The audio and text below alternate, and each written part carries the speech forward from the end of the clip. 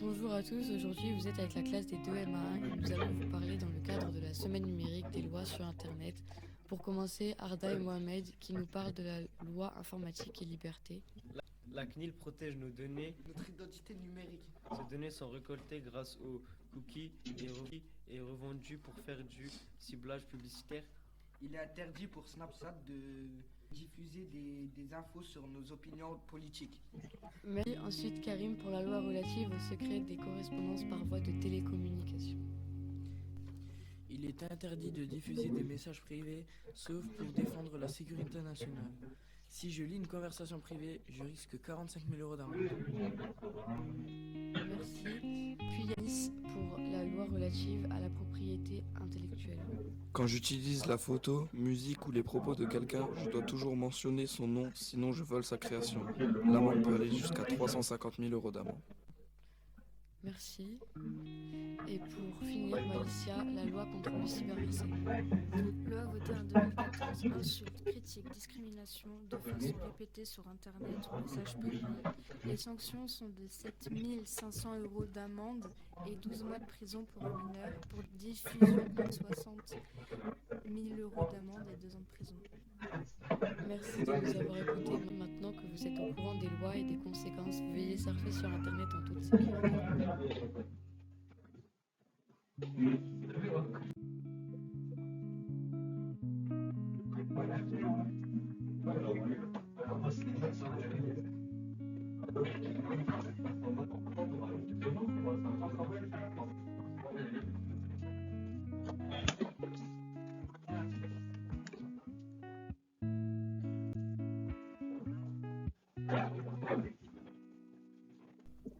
C'est quoi le phubbing? Le phubbing est un mot venant de l'anglais qui signifie phone et de snubbing qui veut dire ignorer. On peut le traduire par télésnobber.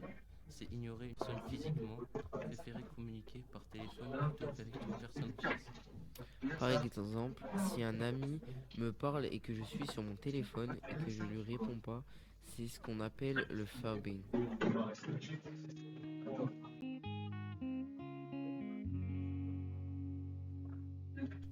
Noah, c'est quoi le blurring? Le blurring est un terme qui désigne la disparition de la frontière entre la vie personnelle et la vie professionnelle. Aujourd'hui, notre patron peut même nous déranger pendant les week-ends ou jours de congé, le temps normalement dédié aux loisirs, ce qui ne se faisait pas avant. Les outils de travail sont les mêmes que les outils personnels. Les gens touchés par le blurring sont généralement les métiers liés à l'informatique. Seulement 5% de la population mondiale utilise les outils numériques moins de 1 heure par semaine.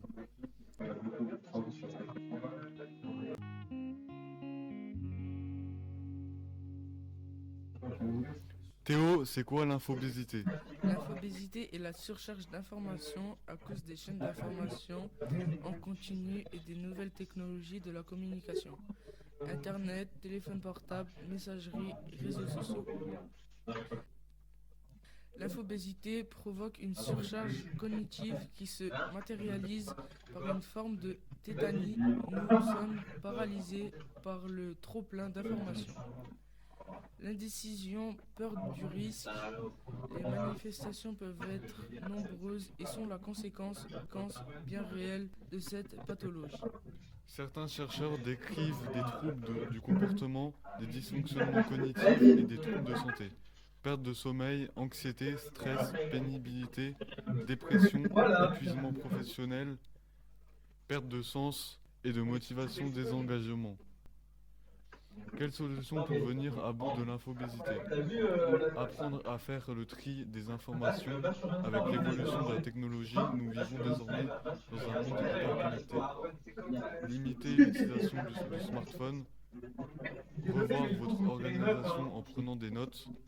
Des plages horaires strictes pour vos activités.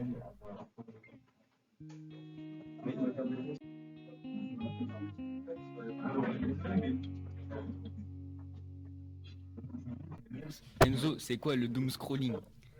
Le doom scrolling qui vient de la contraction des termes anglais doom qui signifie mort, tragédie, et scrolling qui désigne le fait de regarder compulsivement Le doom scrolling est donc le fait d'être constamment sur les écrans.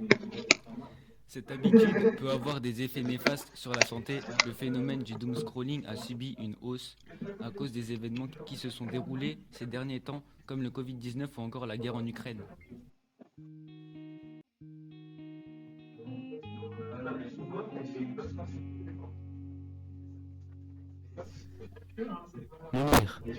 Alors le multitasking, le multitâche, c'est de lire ces messages comme chat en cours de français, défiler les pages Twitter devant la télévision, regarder ses photos Instagram en attendant le bus, traverser un passage piéton en regardant un live Twitch.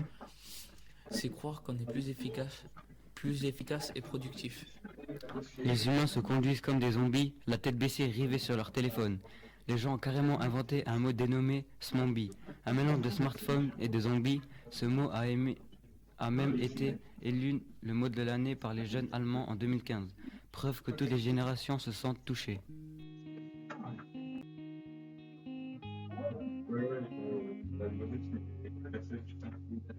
Amine, c'est quoi l'oversharing? L'oversharing, c'est le fait de publier abusivement sur les réseaux sociaux. Par exemple, publier ses émotions ou de la nourriture sur Internet. Cela s'appelle le food porn, qui occupe environ 80% des posts publiés sur Instagram, tout comme le lifestyle, souvent trop partagé.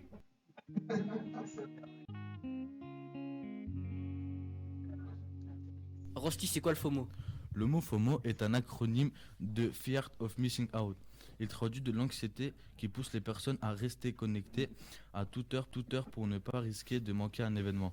Tout d'abord, le FOMO est lié à l'augmentation croissante des informations, l'explosion des opportunités qui nous sont offertes par les réseaux sociaux, comme par exemple un événement, un débat ou encore des réactions sur un événement important. En France, près de 4 Français sur 10 utilisent leur ordinateur, leur tablette, leur smartphone, leur lit. On n'est jamais reposé, il y a toujours des infos et notifs qui nous parviennent.